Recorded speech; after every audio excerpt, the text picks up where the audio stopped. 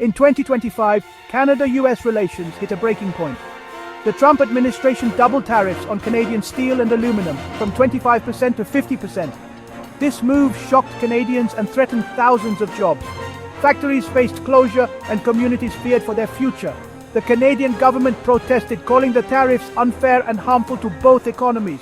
Canadian steel is vital for US industries, from autos to defense. Yet, Washington refused to back down, warning other partners of similar hikes. Canadians demanded action, fearing more aggressive US trade moves if they didn't respond. Ottawa began searching for leverage, looking beyond simple protests. The answer: energy.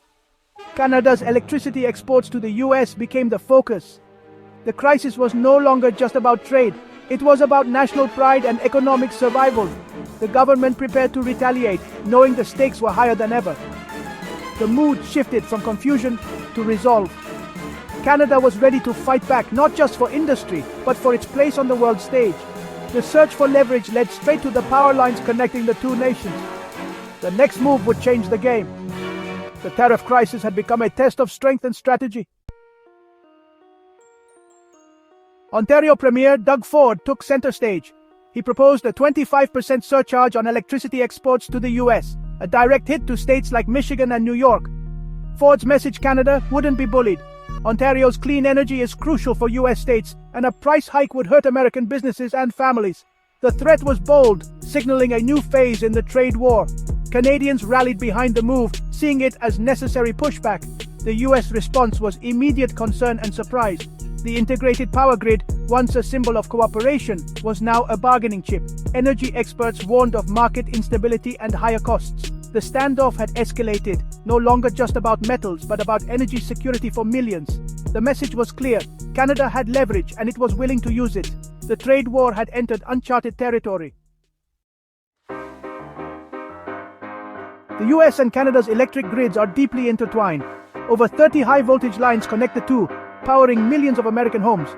For states like New York and Michigan, Canadian electricity isn't a luxury, it's essential. A sudden price hike or supply cut would mean higher bills and possibly blackouts. Grid operators would scramble for alternatives, likely at greater cost and with more pollution.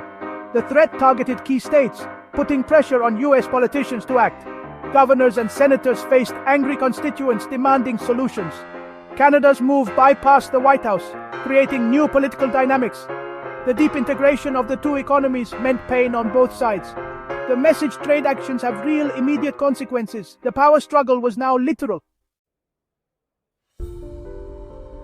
Was Canada really ready to cut off electricity? Most experts say no. An energy war would hurt both countries. Canada would lose billions in revenue, and the US would face energy insecurity. The threat was a high-stakes bluff meant to force the US back to the table. By targeting electricity, Canada showed it could inflict pain, but also risked its own interests. The integrated grid was built on trust. Weaponizing it threatened decades of cooperation. The real goal: leverage. Canada wanted US states to pressure Washington to drop the tariffs. The gamble worked. Both sides agreed to resume talks. The immediate crisis was averted, but trust was shaken. The episode revealed just how fragile the relationship had become. The threat was a wake-up call for both nations. Leaders realized the cost of escalation could be catastrophic. The lesson: economic interdependence is both a strength and a vulnerability. The future of the partnership was now uncertain. The 2025 trade crisis forced Canada to rethink its future. Decades of relying on the US market suddenly looked risky. Leaders like Mark Carney called for a new strategy, onshoring key industries and diversifying trade. Canada began seeking new markets and building domestic supply chains. Major cross-border energy projects, once seen as win-win, now looked uncertain. Investors worried about political risk, and US states questioned the reliability of Canadian power.